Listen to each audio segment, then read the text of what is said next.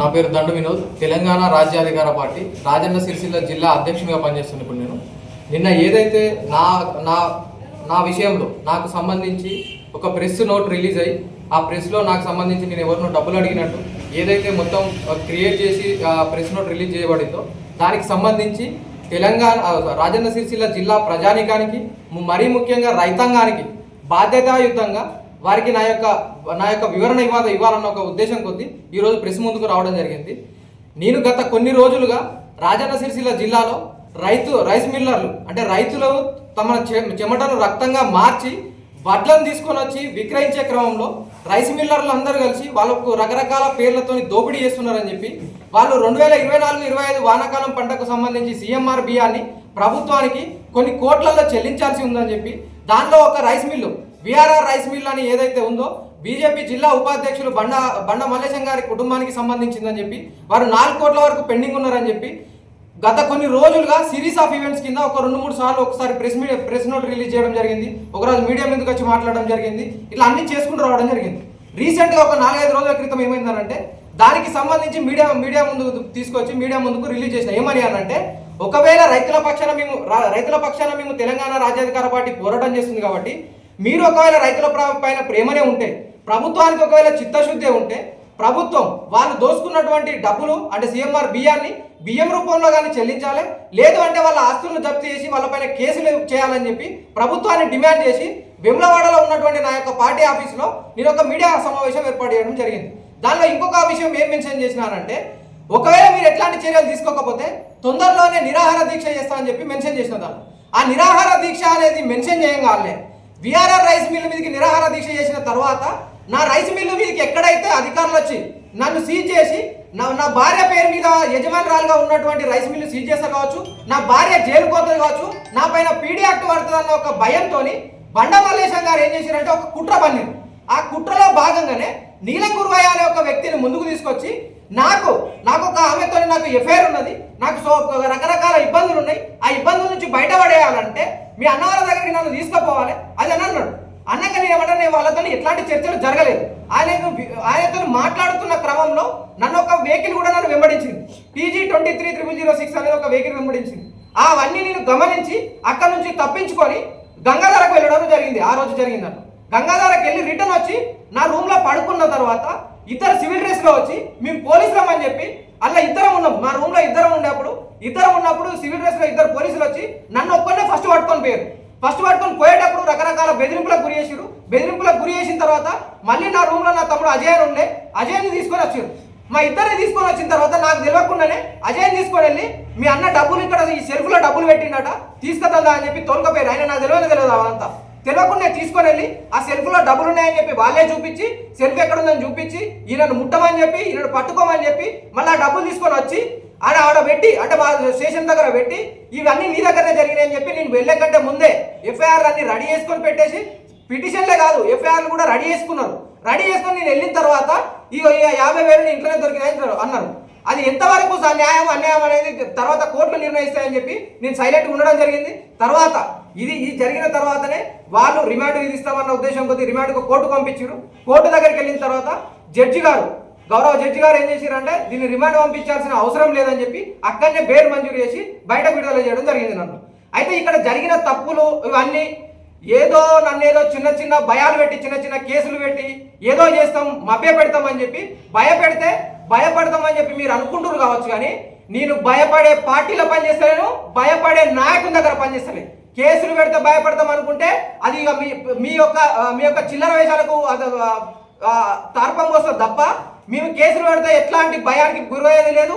రేపొద్దున ఇది అయిపోయిందని ఇప్పటికే అయిపోయిందని మీరు అనుకుంటారు కావచ్చు. ఎట్టి పరిస్థితుల్లో రాజన్న సిరిసిల్ల రైతాంగ పక్షాన ఖచ్చితంగా నా పోరాటం కొనసాగుతుంది. రైస్ మిల్లర్లు ఎవరైతే ప్రభుత్వ ఆస్తిని దోపిడీ చేసిరో కోట్లలో దోపిడీ చేసిరో వాళ్ళందరూ వెనుకకి ఇచ్చేంత వరకు ఆ తిరిగి డబ్బులు చెల్లించేంత వరకు లేదా వాళ్ళపైన క్రిమినల్ కేసులు పెట్టి జైళ్లకు పంపించేంత వరకు వాళ్ళపైన పోరాటం కొనసాగుతుంది. ఖచ్చితంగా దీనిలో వెనుకొచ్చే సమస్యనే లేదు. ఇక నా కేసుకు సంబంధించి న్యాయస్థానాలలో పరిధిలో ఉంది కాబట్టి నేను ఎట్లాంటి కొన్ని కండిషన్స్ మీద నేను బయటకు వచ్చినప్పుడు నేను దాని గురించి ఎట్లాంటి మాట్లాడడానికి కూడా లేదు. ఇవన్నీ ఏం జరుగుతాయి తదుపరి చర్యలు జరుగుతాయి. నీలం గురువయ్య ఎక్కడి నుంచి వచ్చిండు, ఎవరు ఎక్కడి నుంచి వచ్చిండ్రు అనేది తర్వాత కోర్టులు నిర్ణయిస్తాయి. తర్వాత మీ సంగతి ఏంటనేది కూడా చూస్తాం. Thank you so much. Media మిత్రులకు సిరిసిల్ల జిల్లా ప్రజలందరికీ కూడా పేరు పేరున నమస్కారాలు తెలియజేసుకుంటూ, నా పేరు మాధం రజనీ కుమార్ యాదవ్, తెలంగాణ రాజ్యాధికార పార్టీ రాష్ట్ర వర్కింగ్ ప్రెసిడెంట్, ఉమ్మడి కరీంనగర్ జిల్లా పార్టీ సంస్థాగత వ్యవహారాల ఇన్ఛార్జిగా పనిచేస్తా ఉన్నాను.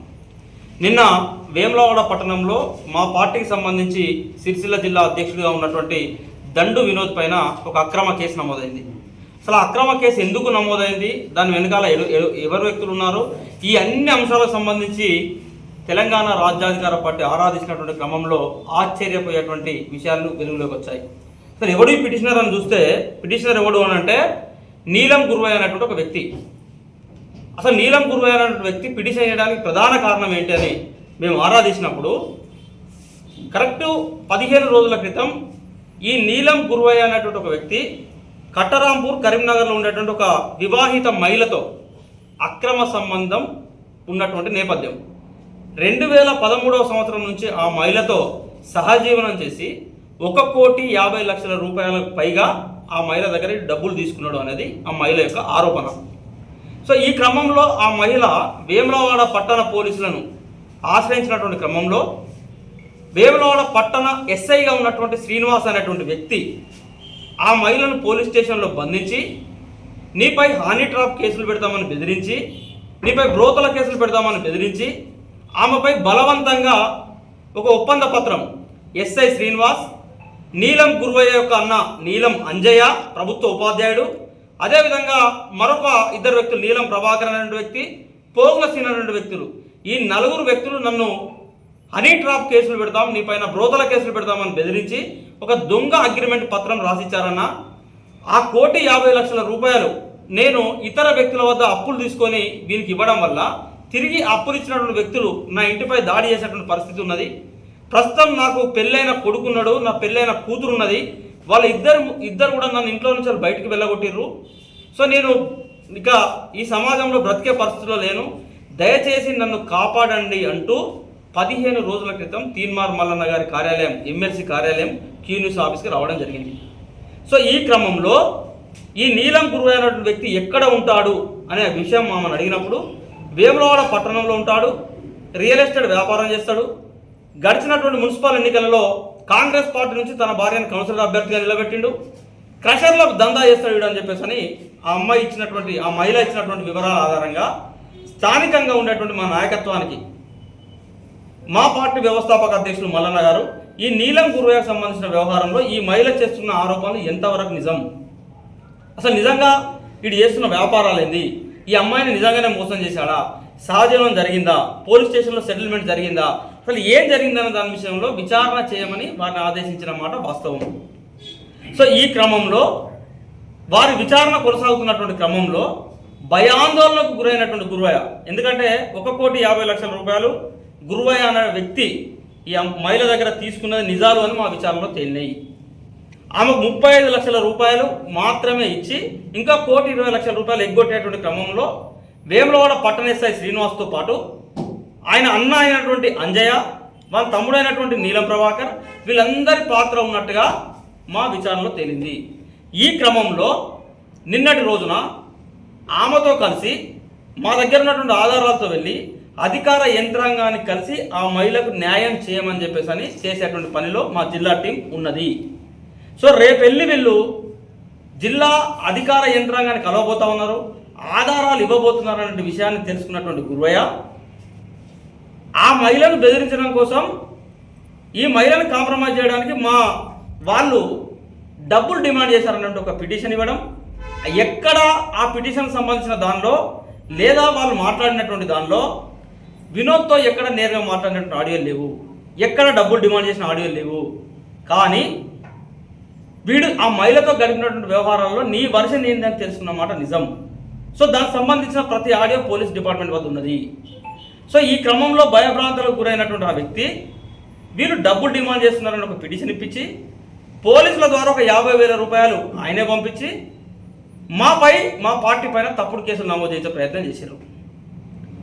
మిస్టర్ నీలం గురువయ్య కానీ ఈ వ్యవస్థలకు కానీ ఒక మహిళ తనకు అన్యాయం జరిగిందని వ్యవస్థలను ఆశ్రయించినప్పుడు, వ్యవస్థలు అంటే పోలీసులను ఆశ్రయించినప్పుడు పోలీసులు ఆ మహిళకు న్యాయం చేయకపోగా తప్పుడు కేసులు పెడతామని భయభ్రాంతులకు గురి చేయడం వల్ల ఆమె తీన్మార్ మల్లన్న ఆఫీస్ కార్యాలయానికి వచ్చింది.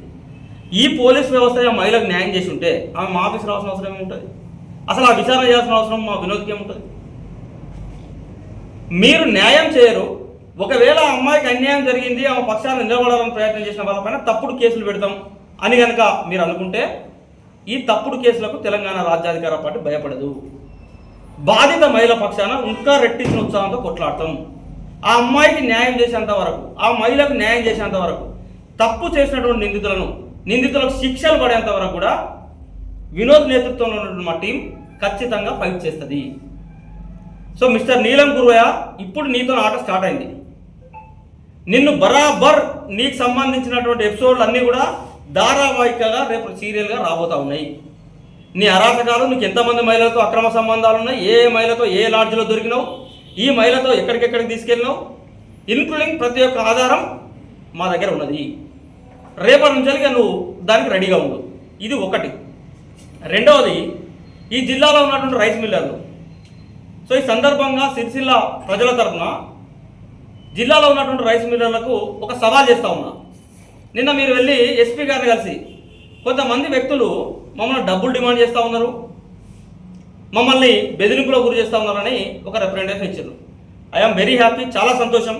సో రైస్ మిల్లర్ల యొక్క రిప్రజెంటేషన్ మేము స్వాగతిస్తూ ఉన్నాం.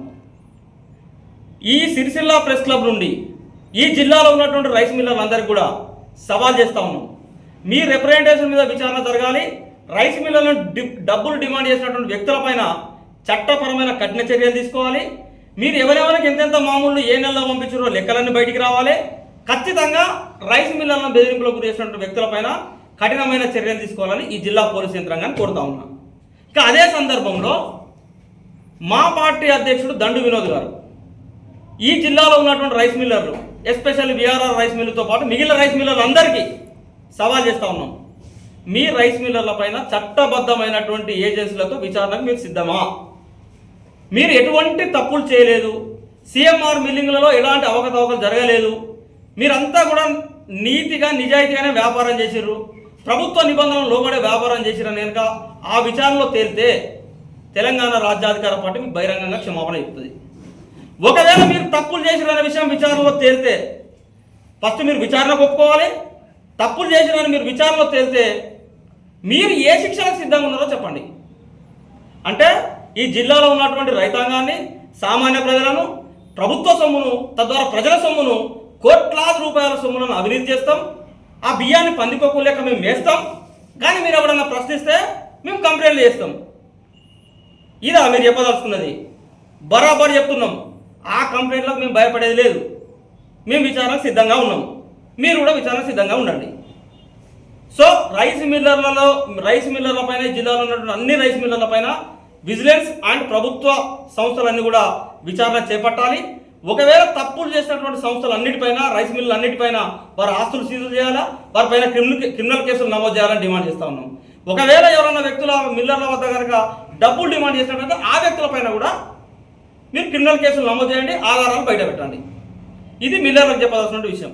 ఇకపోతే ఈ జిల్లాలో గతంలో బీఆర్ఎస్ టీఆర్ఎస్ పరిపాలనలోనే ప్రజల యొక్క గొంతులు లేదా ప్రజా సంఘాల యొక్క గొంతులు మూగబడతాయి అనేటువంటి ఒక భయానక వాతావరణం ఉన్నది అనుకున్నాం. కానీ సిరిసిల్ల జిల్లాలో ఆ బీఆర్ఎస్ యొక్క